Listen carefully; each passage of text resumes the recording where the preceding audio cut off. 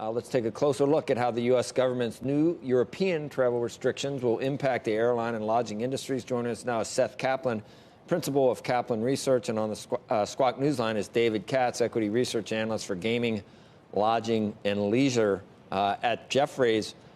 David, I'll just start with you, and then we'll get to Seth. Most airlines are down significantly, the stocks. Are you, as an analyst at Jefferies, saying stand back, or are you at this point saying that there's some value here, even if it's not the exact bottom? Which is it? Right. We are standing back and reevaluating, all of our coverage, which I should be clear does not include airlines. We are, much more on hard assets of hotels, both on the C Corp and real estate side, as well as gaming. Great. All right. Did we ask you that beforehand? Anyway, as long as you're on the line, how about the same question for right. That? Then your answer is you're standing back. Yeah, look, if we look at the hotel companies that are the most prominent involved, Hilton Hotels, for example, about 2/3 of the hotel companies we cover have taken the extraordinary step of pulling their guidance, not revising it, but just pulling it all together, which means that, 1Q, 2Q, the rest of 2020, we really don't know what that's going to look like. And I think more importantly, what we don't know is what 2021 is going to look like. What is the new normal? We will come out of this, but what should we be valuing these stocks on 2021?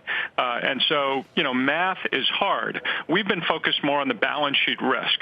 And those larger companies, the ones that are earning fees like Hilton, Marriott, their balance sheets are relatively secure.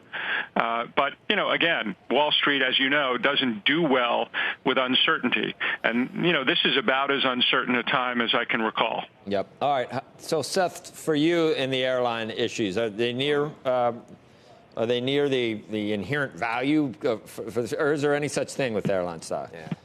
It's, I was saying to a friend last night that, having covered this industry, in my case, for 15 years and really watched it my whole life, up until recently, it always seemed like things never ended up being as bad as they seemed at first. I mean, I could name countless crises over the years where we worried a lot and then it just wasn't that bad. And then these past 2 years, we've had two things that turned out to be worse than we ever imagined, right? The MAX grounding. And now this obviously eclipses that in terms of total damage. I remember Andrew asked me a couple of weeks ago, where do you go? And a month ago, people were looking at with airlines, where's the exposure, who's flying to China, all that. I mean, now it's clearly just a flight to, who can survive this, who has the best balance sheet. Delta, Southwest, the two sort of investment-grade airlines in this country. But yeah, at this point, hey, you tell me what's going to happen with the virus, and I'll tell you the rest of it, right? Because we're looking at such granular things when the biggest variable of all, none of us know what's going to happen. Hey, guys, just a couple of points. First of all, Carnival shares have been halted, the cruise line shares for Carnival. They're citing news pending, so we'll see what happens with that. Before it was halted, the stock was down by almost, right now you're looking at United Airlines, which is still trading. It's down about 16%. Carnival shares we're down by almost 16% before they were halted as well. I also want to tell you, I've been going back and forth with Doug Katz, who was at the airport last night to meet a passenger who was coming off that JetBlue flight that came from New York down to Palm Beach, where they had a case of a confirmed coronavirus for one of the passengers on board. He confirms what we heard from that other passenger, Mr. Rodman, earlier today, that they were told by the doctor they didn't need to self-quarantine or change routine, but they were told apparently by an airport executives that maybe there should be a 14-day self-quarantine, so the confusion that goes on with that. But Seth, if what we've heard to this point is correct, if that's a passenger who got on the plane knowing he'd been tested 2 days before, got the positive confirmation of that test while he was on it, again, that's based on what we've heard from a passenger who was sitting near him on the plane. If that's the case, it just raises all sorts of questions for not only JetBlue, but also all of the airlines about what they should be doing at this point. A lot of people right now can't get a refund for tickets that they'd purchased previously, but this seems like it would put a huge sort of risk factor for any of the airlines out there. What do you think? It does. And Delta a few days ago was the first airline to come out and say it doesn't matter when you bought the ticket, we'll give you a refund. Southwest never charges change. I should say not a refund, a credit for future travel. Yeah. Southwest always does that. But yeah, at this point, exactly, and that really surprises me. If in fact nobody, is under any kind of precautions right now. I mean, it would have something to do with proximity to the person, right? It's not just the fact that you're on an airplane necessarily with them. Not necessarily. I mean, if the passenger got up and used the bathroom, could have touched. Well, exactly right. That's what you would. If there was service where the flight attendant was serving, and all the airlines have said they're being very careful. They're wearing gloves. But if you're serving one passenger and then another passenger across the aisle. Sure, anything that. No, absolutely, and that's what I was going to say. It's just not particular to an airplane. It's any situation like that, right? If you were in a movie theater full of those same people, right. you would want to see that. Right. So we know it's not airborne. We know you're not going to get it because the person 15 rows behind you sneezes. But if they touch something and all the rest of it, so that really does surprise me. Becky, I was thinking earlier about how I was in the room in late 2017 when Doug Parker, CEO of American Airlines, made this comment that you probably remember. He said, U.S. airlines are never again going to lose money. And I remember, I remember just kind of looking at other journalists and analysts in the room and just sort of thinking, and airlines were about as strong as they'd ever been, but thinking, are you sure you want to make that statement? That's pretty brave. Right.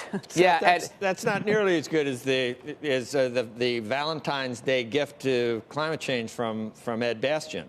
That's much more recent, and we'll see how that $1 billion over 10 years. We'll see how that plays out, whether they still plant all those trees down in Africa. And look, and these airlines so far haven't taken all the steps that they would have taken if this were right after 9/11 and they were just struggling to get through the day, right? When you see, a hiring freeze, some voluntary leave, keep your benefits and some of your pay and all that. And look, if you could assure them that this is going to be a 2, 3, 4 month issue, that would all be absolutely correct. You don't want to squander years of, for some of these airlines anyway, goodwill that you've built up with your employees as you head into new labor negotiations and all that.